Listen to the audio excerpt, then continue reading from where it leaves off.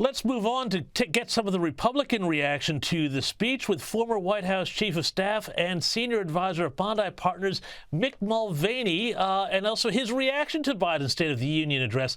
Mick, first of all, what did you think of how Joe Biden did tonight? He certainly held it together more than I think a lot of his critics expected. Yeah, James, here's how I see it. Both sides will be able to say that they won tonight. The Democrats will be able to point to parts of the speech that went extraordinarily well.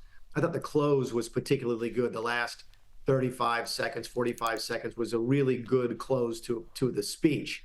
That being said, the Republicans will be quick to point out that throughout the speech, Biden's speech was slurred. He had a difficulty communicating and following along the text. I actually had the text available to me. The White House puts it out. And so I was able to follow along in the text. If you were following the text and listening to the speech, sometimes Biden was nowhere near where he was supposed to be. And the Republicans will figure that out as well. So it will go to that. The Republicans will say it proves that he's too old for the job and not up to it. And the Democrats will say that it certainly proves that he is absolutely ready. Here's the one thing I think the takeaway that I've got tonight is that the Democrats who are talking about replacing Joe Biden will have a very difficult time making that case tomorrow. Biden did well enough tonight to put a lot of that discussion to bed for now.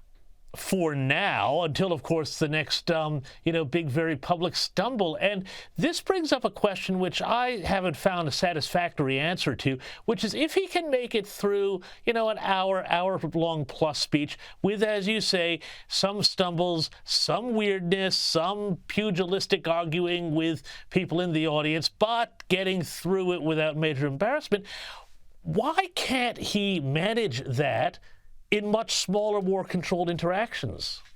It's a really good question, and there's a really good answer, which is that you are not going to get more controlled than this. They probably cleared his schedule for the last 48 hours. In fact, the White House put out his schedule the last couple of days, and he had a very, very limited set of activities. So he's been resting the whole time. You can't do that every single day. You can't sort of say, well, I'm only going to speak once every 4 days as the president of the United States. So you do not get more controlled than that. Well, I shouldn't take that back. There's one other time, which is when you go to overseas and speak with another foreign leader. That's more controlled than this, but that's about it.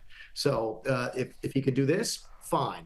But he's got to figure out a way to also be the candidate, Joe Biden, who can go into a room of voters and say, hi, vote for me. And no one thinks he's there right now. Yeah, and Mick, I mean, you've worked campaigns, I've covered campaigns. That is every day seeing people at multiple events. It's very wearying, very tiring, even if you're reasonably fit. But let's talk about the Republican side of this.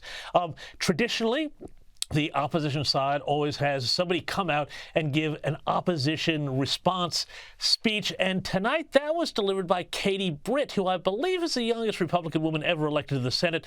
Here's a little of what she had to say. The country we know and love seems to be slipping away, and it feels like the next generation will have fewer opportunities and less freedoms than we did. I worry my own children may not even get a shot at living their American dreams.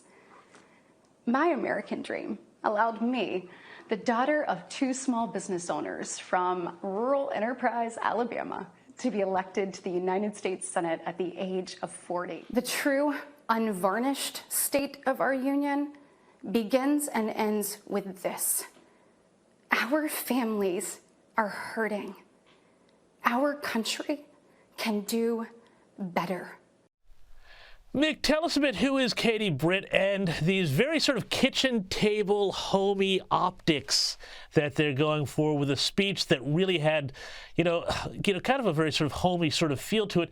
What are they going for here? Yeah, I'm not really sure. Katie Britt is a very talented woman, a very capable senator. She's been in Washington, D.C. for a long time, very sharp lady. I'm not sure this speech landed very well tonight, James. But again, maybe, I'm a 56-year-old white male. Maybe I wasn't the target. If the target audience was suburban white housewives, maybe it's going to go over better than it did. But that breathless sort of delivery, I'm not sure it was as well received. And as you know, as a student of American politics, the response to the State of the Union is sort of an ash heap of people that sort of we thought were rising stars that turned out not to be. Bobby Jindal's career sort of began and ended here. Marco Rubio had very famously burnt out on or flamed out on one of these speeches. Joe Kennedy also had a miserable experience. I'm not sure this helped Katie Britt raise her national awareness tonight, and I'm not sure it provided a very effective response to the Yeah, violence. no, Mick, I'm afraid I have to agree with you there.